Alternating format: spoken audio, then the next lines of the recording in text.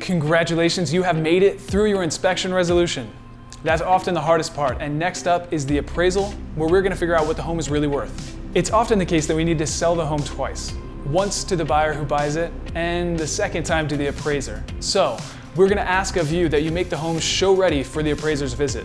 Meanwhile, we're gonna be doing everything that we can to support the appraisal, including giving them a copy of our comparative market analysis, any competing offers that represent market demand that they might not have access to, and potentially a list of upgrades that we've asked you for that shows the value that you've put into the home.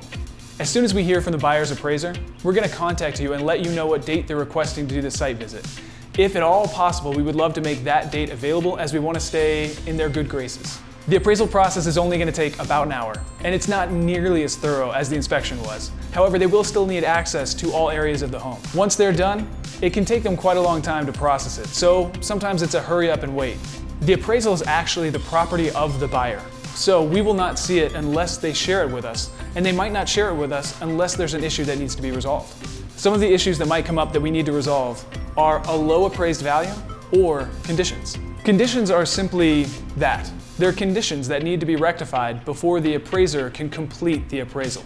This is often the case with FHA and VA appraisals. Appraisal conditions are generally rare, but if they do pop up, we will let you know exactly what's necessary to resolve them. If the appraisal comes in at value, I'd say to start packing, because it's a pretty sure thing at this point. In the condition the appraisal comes in low, we obviously want the buyers to bring the extra cash necessary to hit their contract price.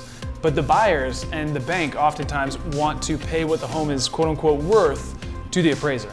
Ideally, in situations like this, we've gotten a commitment from the buyer to close that gap or to bring the extra cash, or we at least know that they have the ability to do so by their down payment.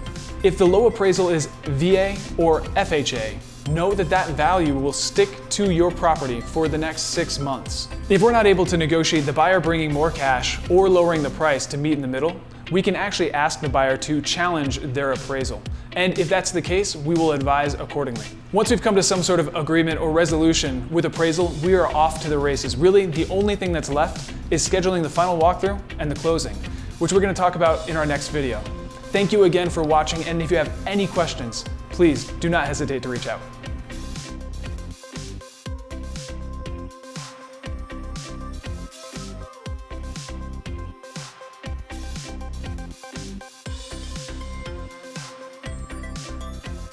Thanks again for watching. If you want to skip ahead to the next video, go ahead and click right here. And please subscribe to our channel. We are always posting new content relevant to the real estate market. Also, please follow us on social media. Our links are below.